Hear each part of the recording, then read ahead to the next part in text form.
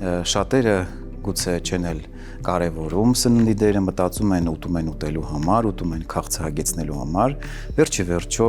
քննարկենք, թե ինչ կարևոր նշանակություն ունի սնունդը մեր կյանքում եւ նրա դերը ընդհանուր առողջության պահպանման հարցում, որից հետո արդեն կխոսենք, թե ինչ դեր ունի մասնավորապես սեռական առողջության հարցում։ Իհարկե շատ ճիշտ նշեցիք, սնունդը մեր ամենահիմնական ինստինկտներից է եւ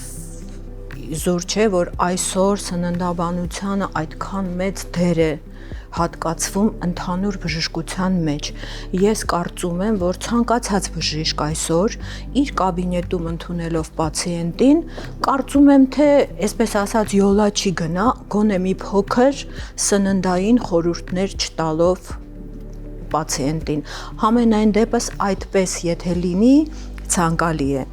Եվ սնունդը իսկապես շատ մեծ նշանակություն ունի մեր առողջության համար եւ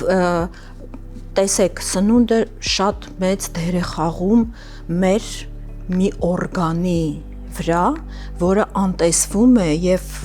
գիտեմ, վստահ եմ, որ շատերը գաղափար չունեն այդ օրգանի մասին, որը կոչվում է աղիքային միկրոբիոտա։